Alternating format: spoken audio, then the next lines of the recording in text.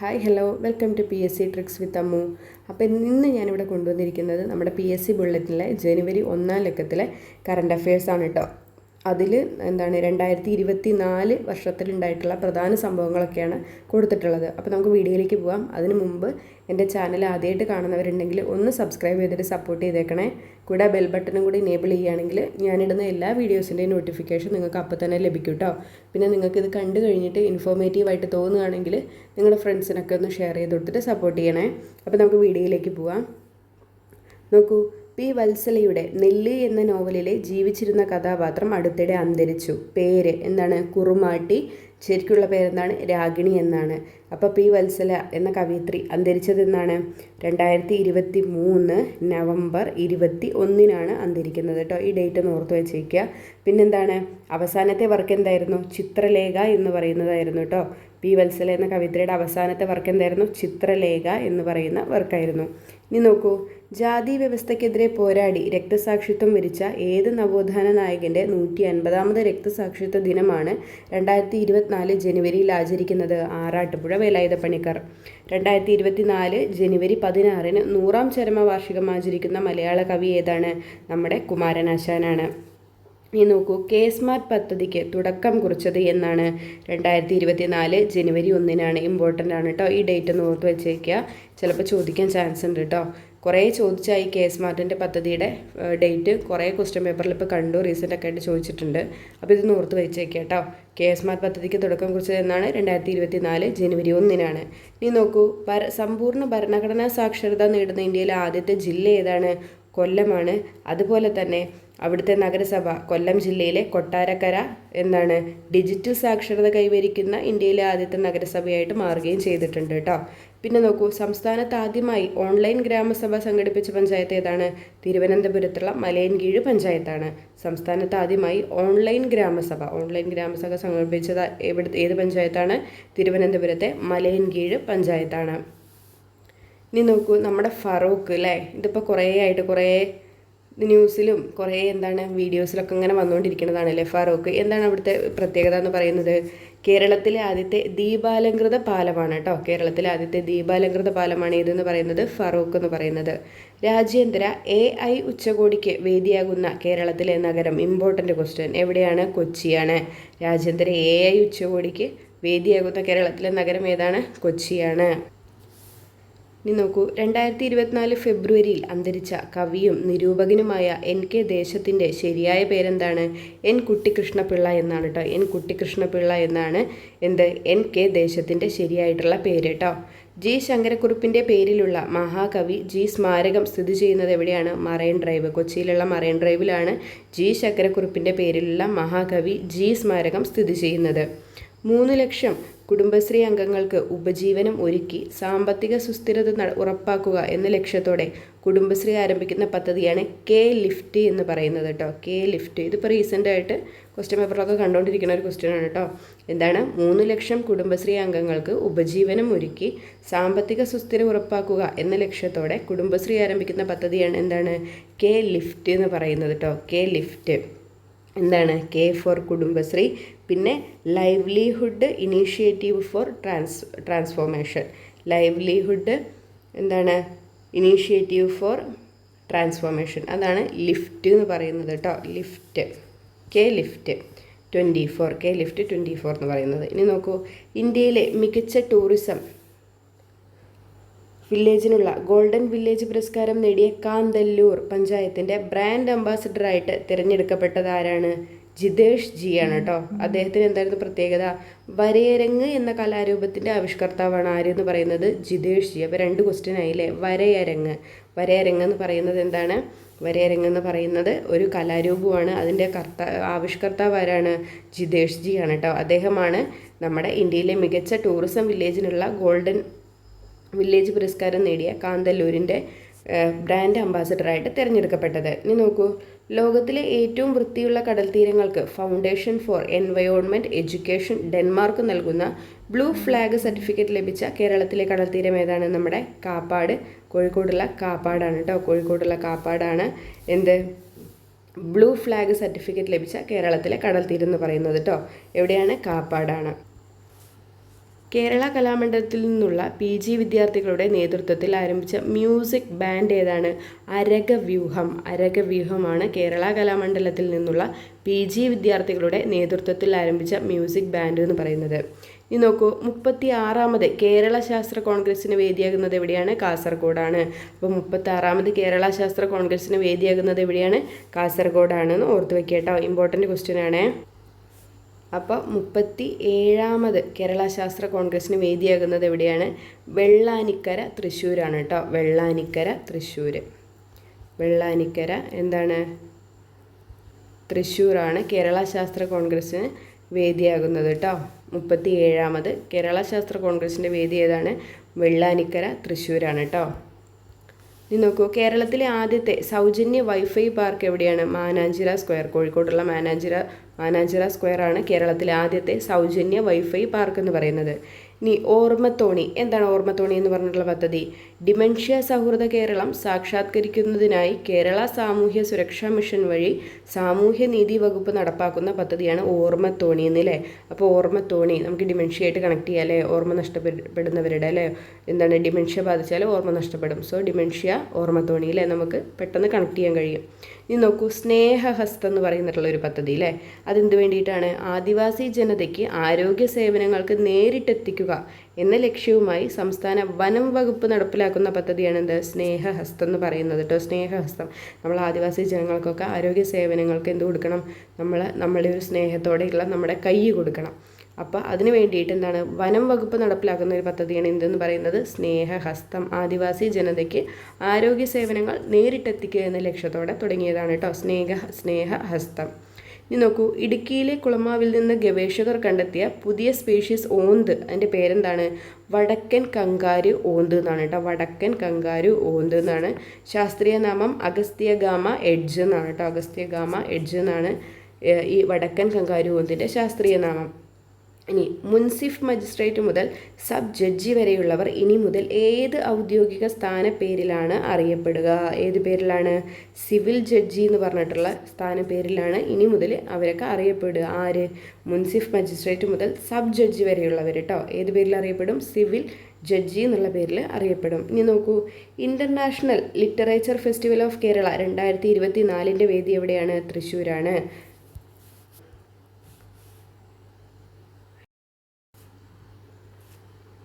അപ്പോൾ international literature festival of Kerala 2024 വേദി എവിടെയാണ്? തൃശ്ശൂർ. കേരള നവോത്ഥാന ചരിത്രത്തിൽ നാഴികക്കല്ലായി മാറിയ ഏത് ചരിത്ര സംഭവത്തിൻ്റെ 100ാം വാർഷികമാണ് 2024 ആഘോഷിച്ചത്? നമ്മുടെ വൈക്കം സത്യാഗ്രഹത്തിൻ്റെ അല്ലേ. ഇനി നോക്കൂ, ഒരു ഇമ്പോർട്ടൻ്റ് ക്വസ്റ്റ്യൻ ആണ്. നമ്മുടെ മഹാത്മാഗാന്ധി ഗ്രാമീണ തൊഴിലുറപ്പ് പദ്ധതിയിലെ കേരളത്തിലെ പുതുക്കിയ വേതനം എത്രയാണ്? 346 രൂപയാണ് കേട്ടോ. 346 രൂപയാണ് എന്ത്? മഹാത്മാഗാന്ധി ഗ്രാമീണ തൊഴിലുറപ്പ് പദ്ധതിയിലെ കേരളത്തിലെ പുതുക്കിയ നിരക്ക് എന്ന് പറയുന്നത്. ഇനി നോക്കൂ, 2023 കേരളത്തിലെ ഏറ്റവും കൂടുതൽ ആഭ്യന്തര സഞ്ചാരികൾ സന്ദർശിച്ച ജില്ല ഏതാണ്? എറണാകുളമാണ് അല്ലേ. എറണാകുളത്താണ് എന്ത് 2023 ഏറ്റവും കൂടുതൽ ആഭ്യന്തര സഞ്ചാരികൾ സന്ദർശിച്ച ജില്ല എന്ന് പറയുന്നത്. ഇനി നോക്കൂ, 700-ലേറെ വർഷം പഴക്കം കണക്കാക്കുന്ന വട്ടെഴുത്ത് കണ്ടെത്തിയ പാലക്കാട് ജില്ലയിലെ ഭഗവതി ക്ഷേത്രം ഏതാണ്?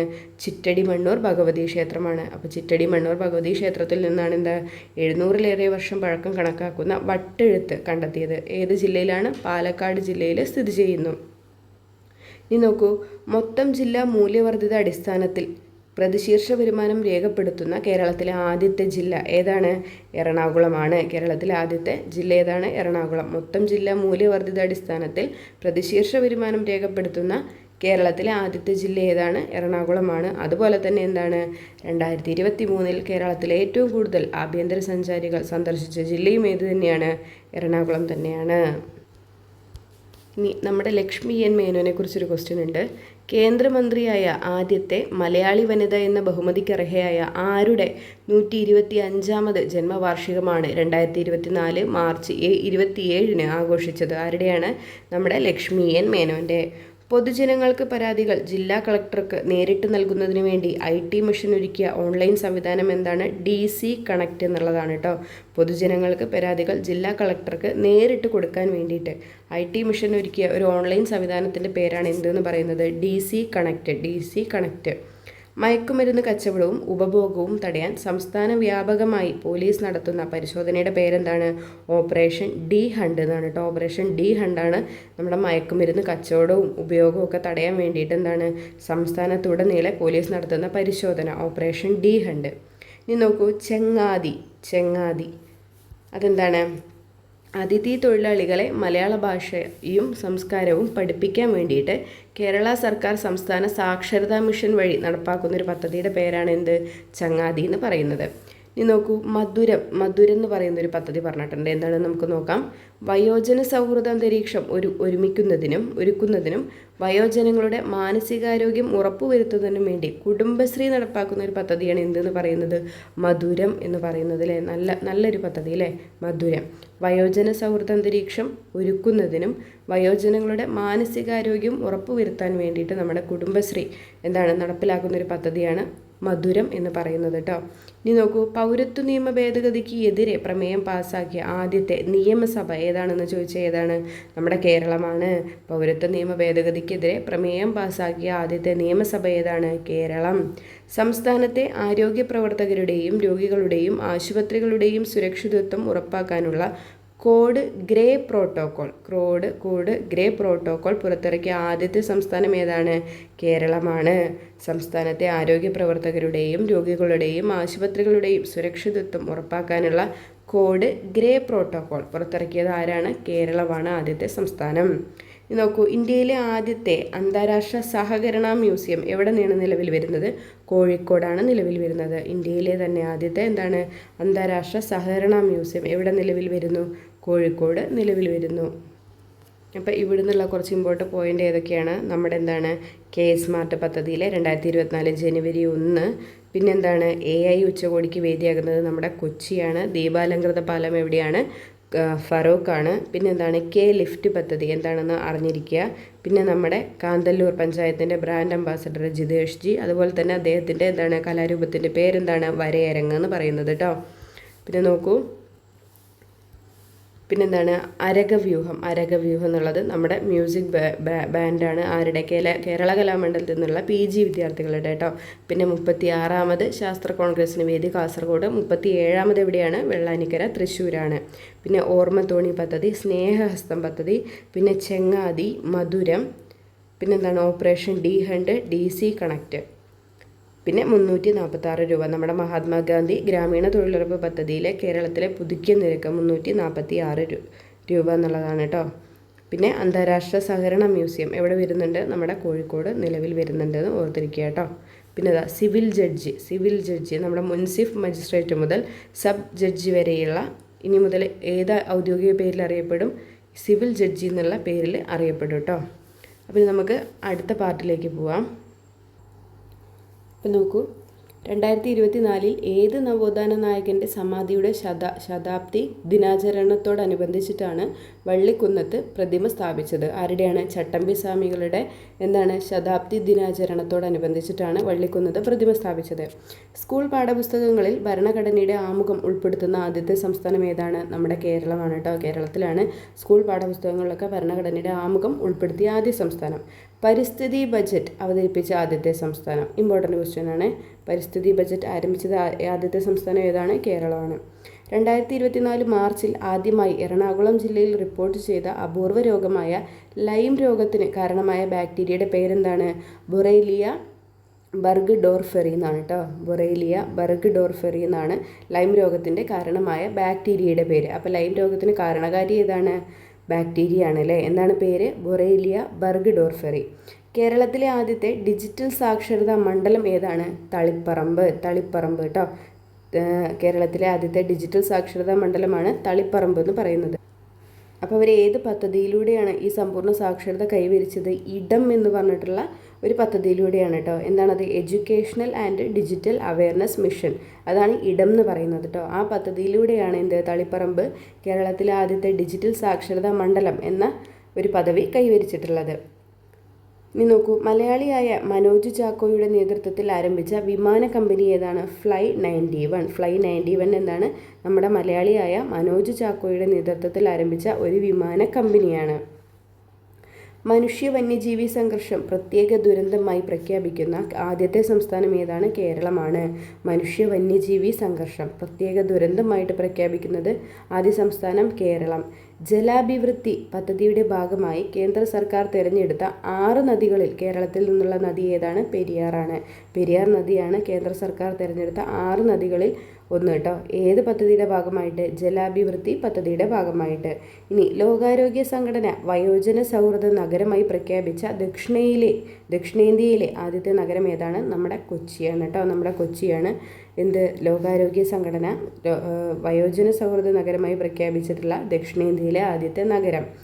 ഇന്ത്യയിലെ ഗണിതശാസ്ത്രജ്ഞനായ സംഗമഗ്രാമ മാധവൻ്റെ പേരിൽ ഗണിതശാസ്ത്ര പഠന കേന്ദ്രം സ്ഥാപിക്കുന്നത് എവിടെയാണ്?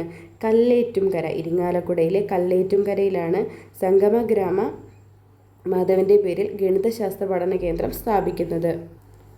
സംസ്ഥാനത്ത് ശൈശവ വിവാഹം നടത്തുന്നത് തടയുന്നതിനുള്ള പദ്ധതി ഏതാണ്? പൊൻവാക്ക്. ശൈശവ വിവാഹം തടയാൻ എന്താണ്? ഒരു പൊൻവാക്ക് കൊടുക്കുക അല്ലേ? പൊൻവാക്ക്.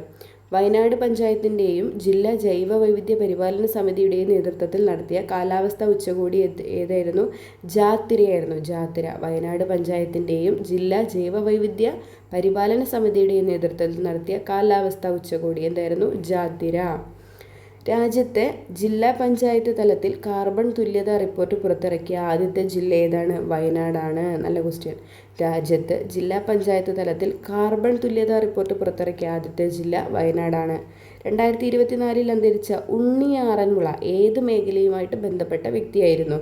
സിനിമാ സംവിധായകനായിരുന്നു അല്ലേ? KR ഉണ്ണികൃഷ്ണൻ നായർ സിനിമാ സംവിധായകനായിരുന്നു. ഉണ്ണി ആറന്മുള എന്ന് പറഞ്ഞിട്ടുള്ള വ്യക്തി കേട്ടോ. 2024 ഏപ്രിൽ അന്തരിച്ച മലയാളത്തിലെ പ്രശസ്ത സംഗീതജ്ഞൻ ആരായിരുന്നു? KG ജയനായിരുന്നു. 2024 ഏപ്രിൽ അന്തരിച്ച മലയാളത്തിലെ പ്രശസ്ത സംഗീതജ്ഞനായിരുന്നു KG Jayan. Asian telecom award 2024 infrastructure initiative of the year പുരസ്കാരം നേടിയ കേരളത്തിലെ പദ്ധതി എന്തായിരുന്നു? നമ്മുടെ KFON പദ്ധതിയായിരുന്നു അല്ലേ? Kerala fibre optic network limited. Asian telecom award 2024 infrastructure initiative of the year പുരസ്കാരം നേടിയ കേരളത്തിലെ പദ്ധതി ഏതായിരുന്നു? KFON പദ്ധതിയായിരുന്നു. കളിസ്ഥലം ഇല്ലാത്ത വിദ്യാലയങ്ങൾ അടച്ചുപൂട്ടണമെന്ന് അഭിപ്രായപ്പെട്ട ഹൈക്കോടതി ഏതാണ്? നമ്മുടെ കേരള ഹൈക്കോടതിയാണ് കേട്ടോ. കളിസ്ഥലം ഇല്ലാത്ത വിദ്യാലയങ്ങളൊക്കെ അടച്ചുപൂട്ടണമെന്ന് പറഞ്ഞത് ഏതാണ്? നമ്മുടെ കേരള ഹൈക്കോടതിയാണ്. കേരളത്തിൽ ആദ്യമായി പരീക്ഷണ ഓട്ടം നടത്തിയ ഡബിൾ ഡെക്കർ ട്രെയിൻ ഏതാണ്? ഉദയ് ഡബിൾ ഡെക്കർ ട്രെയിനാണ് കേട്ടോ. പരീക്ഷണോട്ടം നടത്തിയത് പൊള്ളാച്ചി ടു പാലക്കാട് റൂട്ടിലായിരുന്നു. പശ്ചിമഘട്ടത്തിൽ നിന്നും കണ്ടെത്തിയ ക്നെമാസ്പിസ് വാൻഗോഗി ഏത് ഇനത്തിൽപ്പെട്ട ജീവിയാണ്? പല്ലി. എന്തൊക്കെ പേരാണ് അല്ലേ? പശ്ചിമഘട്ടത്തിൽ നിന്നും കണ്ടെത്തിയ ക്നെമാസ്പിസ് വാൻഗോഗി ഏത് ഇനത്തിൽപ്പെട്ട ജീവിയാണ്? പല്ലി ഇനത്തിൽപ്പെട്ട ജീവിയാണ്. ഇവിടെ ചിത്രമൊക്കെ കൊടുത്തിട്ടുണ്ട്. പല്ലി ഇനത്തിൽപ്പെട്ട ജീവി. പല്ലീനെ പോലെ തന്നെ അല്ലേ? നോക്കൂ, 2024 അന്താരാഷ്ട്ര സർഫിംഗ് ഫെസ്റ്റിവലിൻ്റെ വേദി ഏതാണ്? വർക്കലയാണ് കേട്ടോ. സർഫിംഗ് ഫെസ്റ്റിവൽ എവിടെയാണ് നടക്കുന്നത്? വർക്കലയിലാണ് കേട്ടോ. കേരളത്തിൽ വലിയ വീടുകൾക്കും കെട്ടിടങ്ങൾക്കും ഈടാക്കുന്ന ആഡംബര നികുതി ഇനി മുതൽ ഏത് പേരിൽ അറിയപ്പെടും? അധിക നികുതി എന്നുള്ള പേരിലാണ് അറിയപ്പെടുക കേട്ടോ. കേരളത്തിലെ വലിയ വീടുകൾക്കും കെട്ടിടങ്ങൾക്കും ഈടാക്കുന്ന ആഡംബര നികുതി ഇനി എന്ത് പേരിലാണ് അറിയപ്പെടുന്നത്? അധിക നികുതി എന്നുള്ള പേരിൽ അറിയപ്പെടും. കേരളത്തിൽ തുമ്പികളുടെ വൈവിധ്യം ഏറ്റവും കൂടുതലുള്ള സംരക്ഷിത മേഖല ഏതാണ്? ശെന്തുരിണിയാണ്. 2ാം സ്ഥാനത്ത് നമ്മുടെ സൈലന്റ് വാലിയും. കേരളത്തിൽ തുമ്പികളുടെ വൈവിധ്യം ഏറ്റവും കൂടുതലുള്ള സംരക്ഷിത മേഖല ഏതാണ്? ശെന്തുരിണിയാണ്. പഠന നിലവാരത്തിൽ പിന്നിലുള്ള കുട്ടികൾക്ക് വീടുകളിലെത്തി പഠന പിന്തുണ ഉറപ്പാക്കാനുള്ള സംസ്ഥാന സർക്കാരിൻ്റെ പദ്ധതിയാണ് വീട്ടുമുറ്റത്തെ വിദ്യാലയം എന്ന് പറയുന്നത്. വീട്ടുമുറ്റത്തെ വിദ്യാലയം. പഠന നിലവാരത്തിൽ പിന്നിലുള്ള കുട്ടികൾക്ക് വീടുകളിലെത്തി പഠന പിന്തുണ ഉറപ്പാക്കാനുള്ള സംസ്ഥാന സർക്കാർ പദ്ധതിയാണ് വീട്ടുമുറ്റത്തെ വിദ്യാലയം. ഫോബ്സ് മാസികയുടെ ആഗോള അതിസമ്പന്ന പട്ടികയിൽ ചരിത്രത്തിലാദ്യമായി ഇടം നേടിയ നമ്മുടെ മലയാളി വനിത ആരാണ്? Sara George മുത്തൂറ്റാണ്. മലയാളികളിൽ ഒന്നാമത് നമുക്ക് എല്ലാവർക്കും അറിയാം MA യൂസഫലി സാറും. പിന്നെന്താണ്? സാറ ജോർജ് മുത്തൂറ്റ് എന്താണ്? കേരളത്തിൽ ഇടം നേടിയ രണ്ടാമത്തെ, ചരിത്രത്തിലാദ്യമായിട്ട് ഇടം നേടിയ മലയാള വനിതയാണ് സാറ ജോർജ് മുത്തൂറ്റ് കേട്ടോ. ഫോബ്സ് മാസികയിൽ.